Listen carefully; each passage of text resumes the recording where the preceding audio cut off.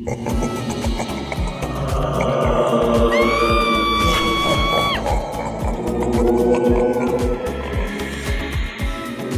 that day I refused to go anywhere. I wanted to see what Clara was going to do. I lost appetite, nothing about food excites me at the moment. I was scrolling through my phone when my doorbell rang, my heart skipped. I checked the time, it wasn't noon yet, so who could that be? I thought to myself, the door rang for countless time before I summoned courage to get it. What's your problem? Why are you? I paused after seeing who was behind the door. What are you doing here? I asked, looking straight into Jake's eyes. Please, I know I'm not supposed to be here. I need you to hear me out. I am so sorry for all I did to you. I didn't let him finish his statement before I slammed the door against his face. What nonsense, I uttered, positioning myself on the couch. Please Gabby, hear me out, I'm so sorry, he yelled while banging the door. I refused to give him a listening ear just the way he refused to give me a listening ear too. I felt pain and I felt used. He was there for a few minutes before leaving. I called to tell my landlady the recent happening and she told me not to worry. It was 10 p.m. in the night, I felt really exhausted and sleepy. Waited the whole day to see what Clara was going to do, but she didn't show up. It seems her words were empty anyway.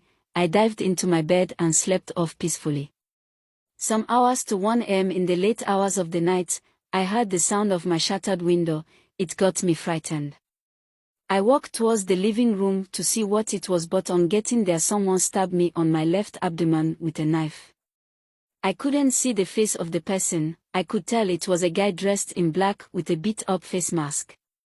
I fell to the ground trying to escape, but I was too weak to move. I was struggling to stay alive.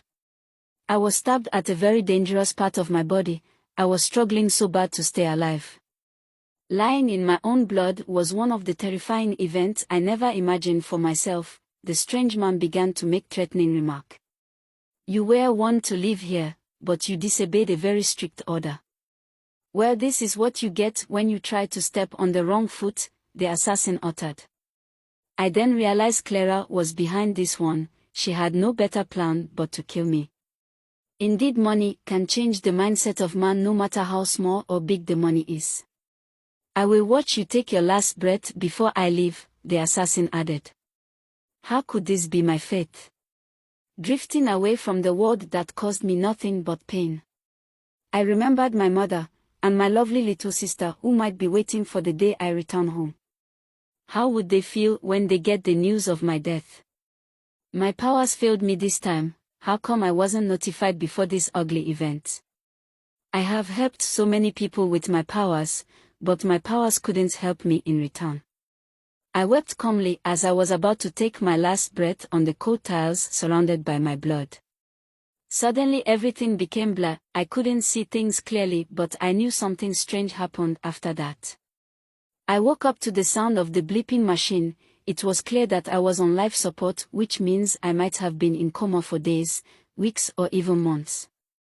I gently turned my head from side to side to see who was around me, but the room was empty. I couldn't speak at the moment.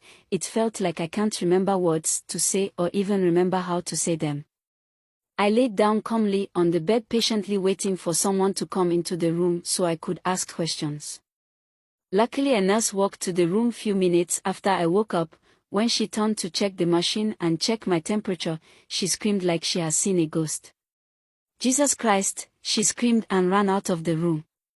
I tried to speak but I couldn't. It felt like I forget words that I already knew.